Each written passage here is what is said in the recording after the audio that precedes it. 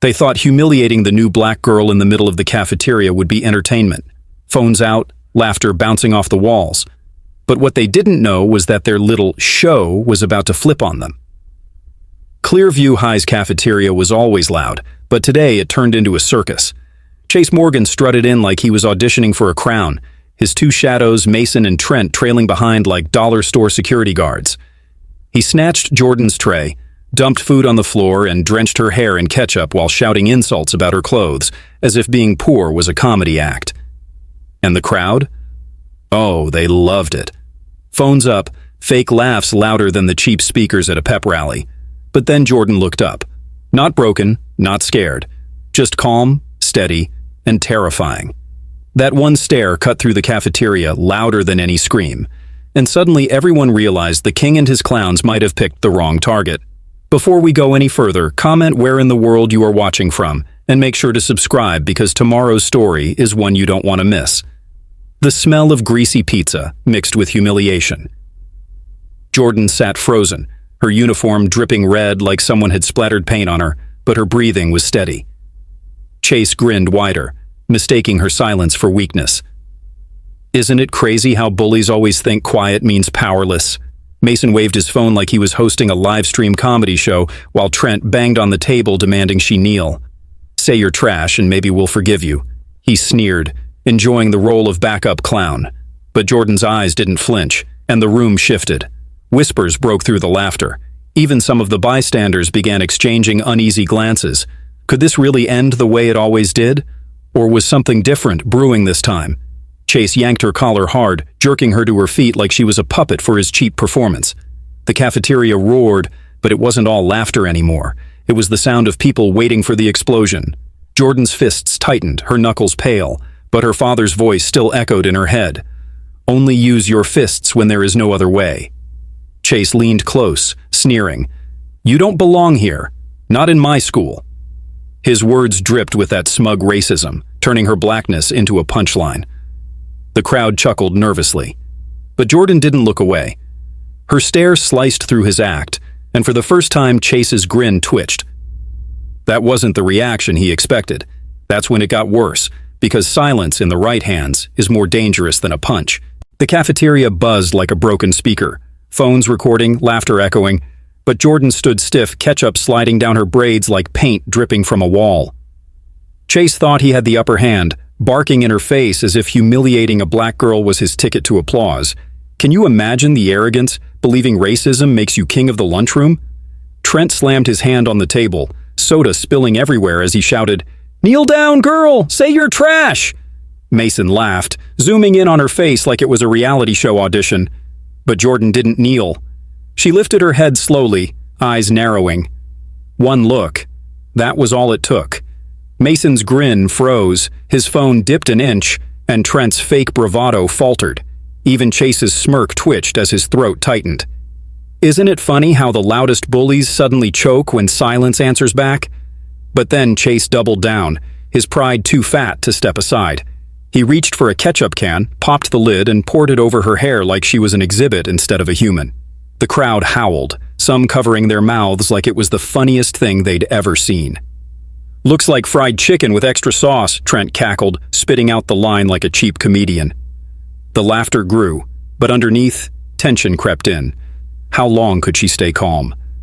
Jordan's fists clenched white as bone, but she breathed deep, steadying herself with her father's words. Yet when Trent shoved her shoulder hard, her tray crashed to the floor again. Another shove, and the line snapped. Her eyes sharpened, no longer soft. This was instinct waking up. Can you believe the crowd actually went quiet? The same kids who screamed seconds before now held their breath, sensing the shift. Trent lunged again, cocky as ever, but Jordan moved quicker. A clean lock, a twist, and suddenly the cafeteria's muscle was face down on his knees, groaning like a broken toy. Mason's laugh died mid-breath, his phone trembling in his hand. The King's Court had just lost its first pawn, and nobody knew how to react. The room didn't cheer. It froze, because everyone realized Jordan wasn't just surviving. She was fighting back, and this time, the so-called king was next in line. The cafeteria had turned into a gladiator arena. Only difference was the so-called king was starting to look more like a clown without his circus.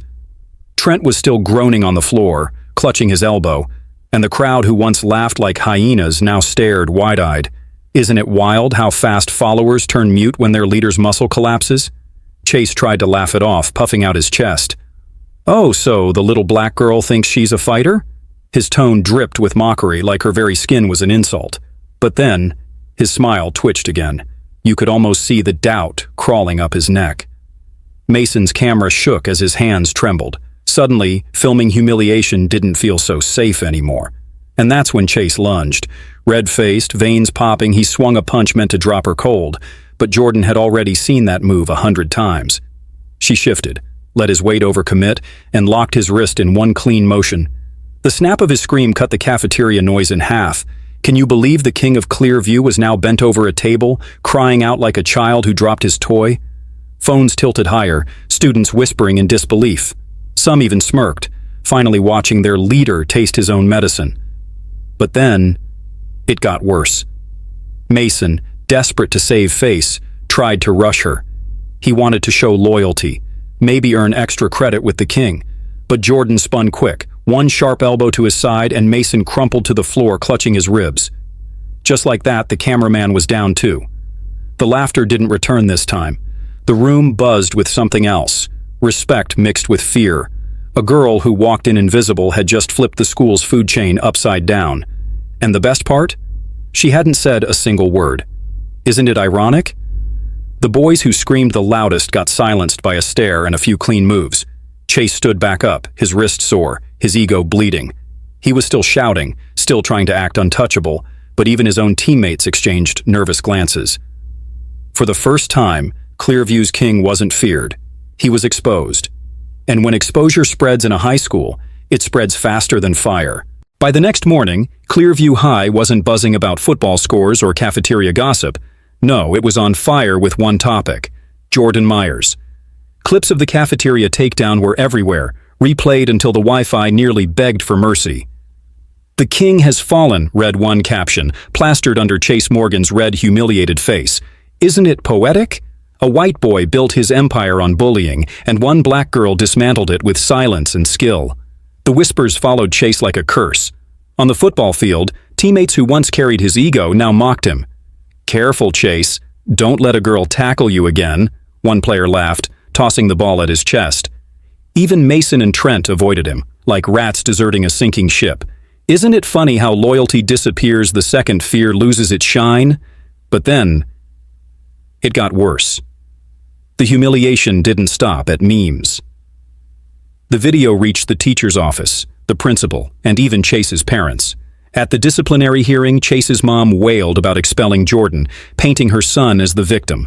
But when the video played, Chase grabbing, shoving, pouring ketchup like a deranged chef, the room fell silent. Jordan sat still, no excuses, no begging.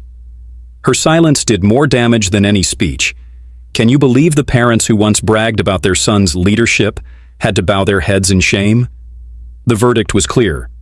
Jordan defended herself while Chase was branded what he truly was, a racist bully hiding behind a jacket. And just like that, the throne was gone. Back in the hallways, students who once looked away from bullying now nodded at Jordan in quiet respect. Some whispered thanks, others asked her to teach them self-defense. She hadn't set out to be a hero, but her presence had become a symbol, proof that fear could be broken. And isn't it wild? The girl they tried to humiliate became the face of strength, while the boy who craved respect was reduced to a punchline. As for Chase, he faded.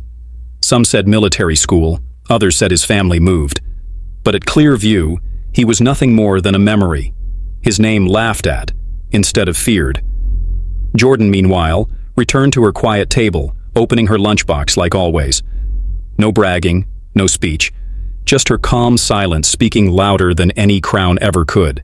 Because true power isn't about who shouts the loudest, it's about who stands firm when everyone expects you to break.